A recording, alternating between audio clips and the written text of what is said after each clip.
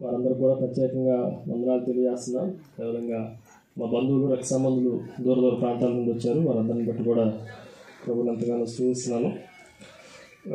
చివరిగా మరణం గురించి బైబిల్ చెప్తున్న కొన్ని విషయాలు మీకు జ్ఞాపకం చేసి ఆ తర్వాత ముగింపు ప్రార్థనతో ఈ ఉదయకాల సమయంలో మనం ముగించుకుందండి.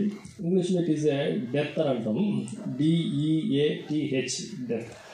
సో ఈ DEATH అన్న మాటలు మనం జాగ్రత్తగా ఆలోచన చేస్తే ఆ 5 మాటలు 5 అక్షరాలకు ఉన్న మరణం గురించిన పొర్ట్రేట్స్, లేదంటే ఇట్ ఈజ్ ద పిక్చర్, మరణం యొక్క చిత్రాన్ని మనం జాగ్రత్తగా ఆలోచన చేస్తే ఒక 5 మాటలు మీకు జ్ఞాపకం చేస్తాను. నెంబర్ 1, మొట్టమొదటిది మరణము అంటే ఇట్ ఈజ్ ఎ డిపార్చర్.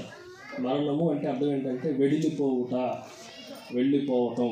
ఎక్కడి నుండి అంటే ఈ శరీరం నుండి, ఈ తనువు నుండి, ఈ లోకం నుండి, ఇక్కడ ఉన్న పరిస్థితులన్నిటి నుండి మనం చూడండి. ఫిలిప్పీలకు రాసిన పత్రిక మొదటి అధ్యాయం 21వ వచనంలో చాలా అద్భుతమైన మాట అపోస్తలుడైన పౌలు రాయబడిన మాట మనం చదువుతాం. కాబట్టి బ్రతుకుట క్రీస్తే, చావైతే నాకు లాభం. 23వ వచనంలో ఈ రెండింటి మధ్యన నేను ఇరుకున పడి ఉన్నాను, నేను వెడలిపోయి క్రీస్తుతో కూడా ఉండవలనని నాకు ఆశ ఉన్నది. వెడలిపోవటం, విడిచిపెట్టి వెళ్ళిపోవటం, డిపార్చర్ ఏమంటాం అంటే మరణము అన్నాం. మరణానికి బైబిల్ ఇచ్చిన ఒక మంచి పిక్చర్ ఏంటి అని మనం ఆలోచన చేస్తే అది విడిచిపెట్టేయటం, వదిలిపెట్టేయటం, వెడలిపోవటం. ఇదే మాట పేతురు కూడా మనం పలకటం చూడవచ్చు. పౌలు గారు ఏం చెప్తున్నారంటే నేను విడిచిపెట్టి వెడలిపోయే సమయం ఆసన్నమైంది. పేతురు రాసిన 2వ పత్రిక మొదటి అధ్యాయం చూడండి 13వ వచనంలో. పేతురు రాసిన 2వ పత్రిక మొదటి అధ్యాయం 13-14 వచనాలు కలిసి ఉంటాయి.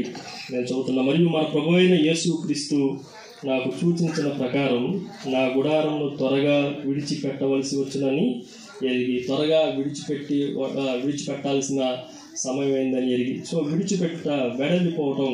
So it is a departure. మొట్టమొదటిది డెత్లో మొదటి అక్షరం డి అంటే ఏంటి అని అంటే ఇట్ ఈజ్ ఎ డిపార్చర్. రెండో విషయాన్ని మీకు జ్ఞాపకం చేస్తాను. రెండో అక్షరం ఇట్ ఈజ్ ఎ ఈ. రెండోది మరణానికి మరొక చిత్రం, మరొక బొమ్మ ఏంటి అంటే ఇట్ ఈజ్ ఎ ఎక్సోడస్.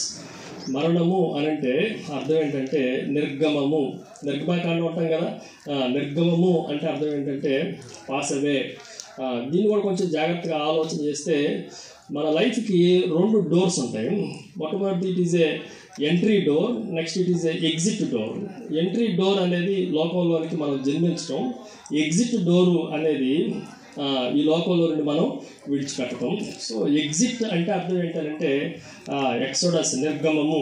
చూడండి, అపోస్తలులైన పేతురు, యోహానులు, ఆ తర్వాత యేసుక్రీస్తు ప్రభుతో రూపాంతర కొండ మీద ఉన్నప్పుడు వారు ఏలియా, మోషేలు ఇరువురు ఆ కొండ మీద దిగినప్పుడు ప్రభుతో వారు చెప్పిన మాట, ఏలియా, మోషేలు చెప్పిన మాట ఏంటంటే యెరూషలేములో నుండి నువ్వు నిర్గమము చేసి ఎక్కడికి రావాలి?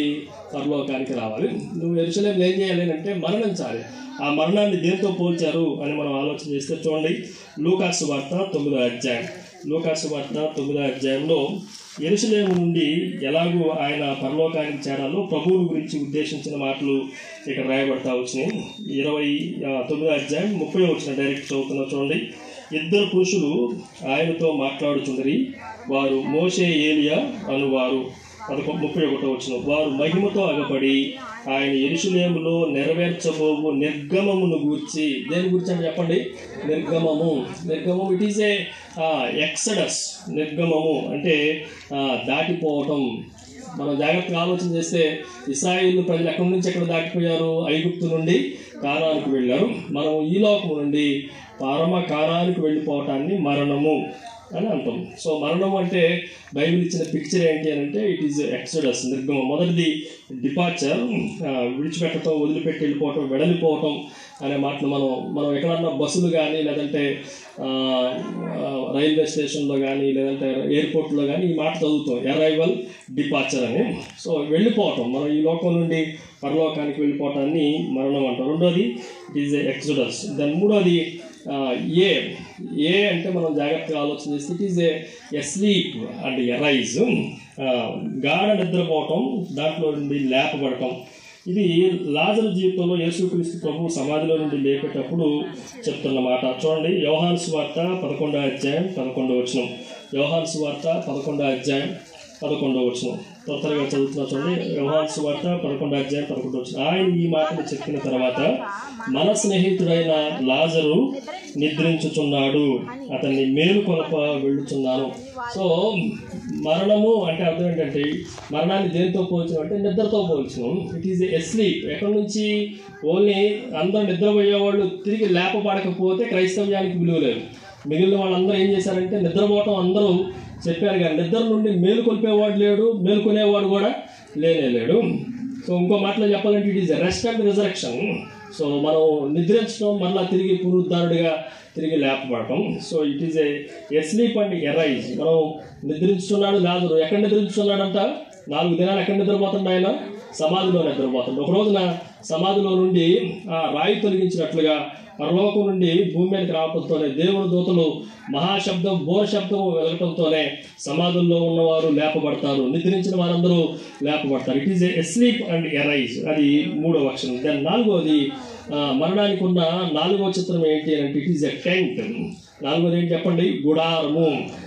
ఆ వచనాన్ని కూడా మనం చదివితే కొరింథీయులకు రాసిన 2వ పత్రిక 5వ అధ్యాయం 1వ వచనంలో మనకి కనిపిస్తూ ఉంటుంది. చూడండి, భూమి మీద మన గుడారమైన ఈ నివాసము శిథిలమైపోయినను చేతి పని కాక దేవునితో మన గుడారము. ఇందాక పేతురు రాసిన పత్రికలో కూడా ఈ గుడారమును విడిచిపెట్టవలసిన వారమని. సో దీన్ని మరణాన్ని దేనితో పోల్చారు అని మనం ఆలోచన చేస్తే ఇట్ ఈజ్ ఎ టెంట్. ఇప్పుడు ఇక్కడ టెంట్లు వేశారు, నేను వచ్చే లోపల టెంట్లు వేశారు, కానీ నాకు నచ్చల. ఎందుకంటే అటు పక్క ఏం సరిగ్గా వేయలే, ఇటు పక్క సరిగ్గా వేయలే. వీటిలన్నింటిలో నేను ఉండకపోతే నాకు ఎందుకో నిరాశ. నిన్న అర్జెంటుగా హైదరాబాద్ వెళ్ళాల్సి వచ్చింది కాబట్టి నేనేం ఇప్పుడు మాట్లాడటానికి ఏమీ లేదు. ఇది అయిపోయిన తర్వాత, ప్రార్థన అయిపోయిన తర్వాత కూడా టెంట్లు ఎట్టాగా ఉంటాయా? ఏం చేస్తారు? టెంట్ తీసేస్తారు, వెళ్ళిపోతారు. భూమి మీద కూడా మన జీవితం అంతే. ఉండాల్సినంత టైము మనం ఇక్కడ నేడవటానికి ఉంటాం. ఆ తర్వాత ఈ టెంట్ ఏం చేయబట్టదు, తీసేసి పరలోకానికి వెళ్ళిపోతుంది. సో మరణము అంటే it is a tent. Then finally చివరిది డెత్లో ఇంకేం మిగిలింది చెప్పండి? DEATH. మనం జాగ్రత్తగా ఆలోచన చేస్తే ఇట్ ఈజ్ ఏ హోమ్. అదేంటి అని అంటే అది నివాసము. యోహాను సువార్త 14వ అధ్యాయంలో యేసుక్రీస్తు ప్రభు చెప్పిన మాట, అద్భుతమైన మాటలు మనకు కనిపిస్తాయి. 14వ అధ్యాయం మొదటి వచ్చింది, మీ హృదయంలో కలవరపడనీయుకుడి, దేవుని యందు విశ్వాసం ఉంచున్నారు, నా యందును విశ్వాసం ఉంచుడి. నా తండ్రి ఎంట అనేక నివాసములు కలవు, నేను ఎలా మీతో చెప్పుదును. మీకు స్థలము సిద్ధపరచ నేను వెళ్తున్నాను. నేను వెళ్ళి మీకు స్థలము సిద్ధపరిచిన నేనుండు స్థలంలో మీరు ఉండులాగిన మరలా వచ్చిన యుద్ధ ఉండుటకు మిమ్మల్ని తీసుకొని పోదును. కాబట్టి ఈ స్థలం దగ్గరికి వెళ్ళాలంటే ఎవరు మార్గం అంటే నేనే మార్గము, నేనే సత్యము, నేనే జీవము. కాబట్టి సో మరణము అంటే అర్థం ఏంటంటే ఈ లోకములో ఉన్న ఇంటి దగ్గర నుండి దేవుడు మనకు సిద్ధపరిచిన పరలోకములో ప్రభువు కట్టిన ఇంటి దగ్గరికి వెళ్ళటం. ఒక మాటలో చెప్పాలంటే చాలా సింపుల్గా భగత్ సింగ్ గారు కానీ బిల్లీ గ్రహం గారు కానీ చెప్పిన మాట ఏంటంటే it is A changing the address. అంతే, మనం అడ్రస్ మార్చుకుంటున్నాం. ఇప్పుడు దాకా అడ్రస్ ఎక్కడ, కేర్ ఆఫ్ అడ్రస్ ఎక్కడ అంటే కోటా స్వామి, కేర్ ఆఫ్ పున్నవెల్లి, చంద్రపాడు మండలం.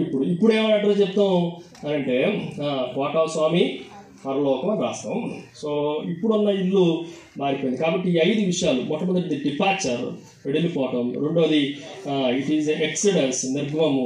మూడోది it is a sleep and arise, నిద్రించడం, తిరిగి లేపబడటం. దాని 4వది ఇట్ ఈజ్ ఏ టెంట్, గుడారము, అది ఒక రోజున తీయబడుతుంది. దాని finally it is a home, మన పరలోకపు ఇంటికి మనం చేరటం, దాన్నే మరణం అంటాం. సో పరలోకపు ఇంటికి మనకన్నా ముందుగా చేరిన వారిని బట్టి ప్రభువుని అంతగా స్తుతించాలి. దేవుడి మాటలను దీవించిన గాక. కళ్ళొచ్చినండి, ప్రార్థన చేసుకుందండి. మన మధ్యలో ఉన్న తమ్ముడు మోయిస్ వచ్చి చివరి ప్రార్థన చేస్తారు.